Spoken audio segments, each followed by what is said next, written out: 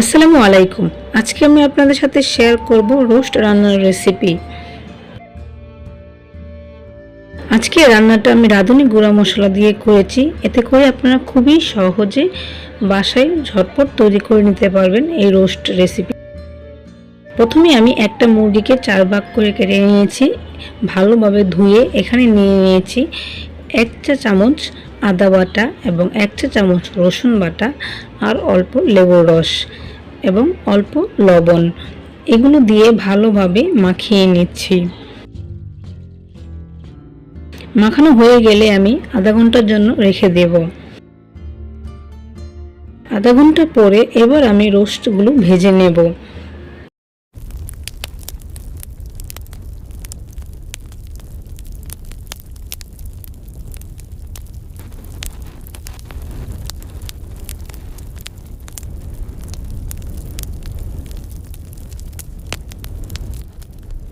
দেখুন ভাজা হয়ে গিয়েছে।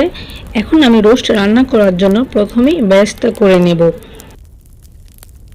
যখন দেখবেন পেঁয়াজগুলো হালকা বাদামি কালার হয়ে গেছে তখন পেঁয়াজগুলোকে তুলে ফেলতে হবে। এর বেশি ভাজলে পেঁয়াজগুলো কালো হয়ে যাবে। এখানে আমি সবগুলো পেঁয়াজ উঠাই নাই, অল্প রেখে দিয়েছি রোস্ট রান্না করার জন্য। দিয়ে দিচ্ছি 2 চা চামচ আদা বাটা এবং রসুন বাটা, 1 চা চামচ জিরার গুঁড়া। এবার এই সবগুলোকে ভালোভাবে কষিয়ে নিতে হবে।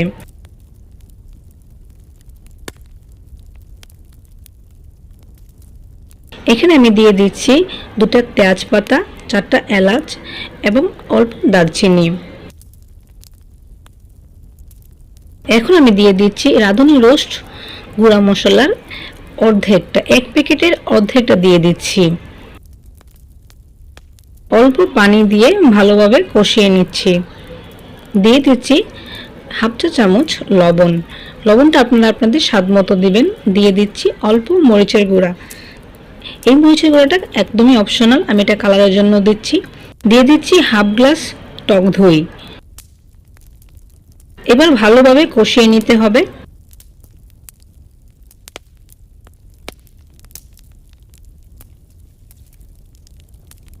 কষানো হয়ে গেলে ভেজে রাখা রোস্টগুলো আমি এখানে দিয়ে দিচ্ছি।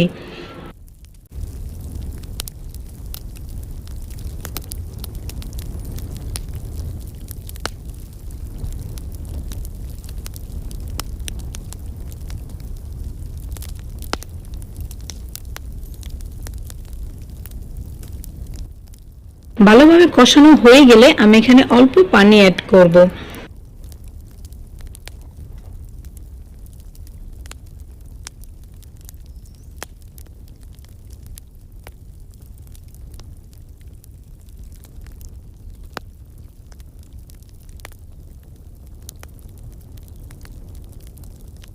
এখন এখানে আমি দিয়ে দিচ্ছি বেরেস্তা।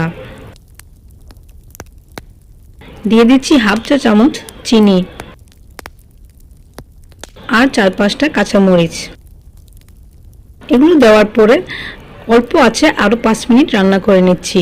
দেখুন আমার রোস্ট রান্না হয়ে গিয়েছে। ভিডিওটি ভালো লাগলে চ্যানেলটি সাবস্ক্রাইব করবেন।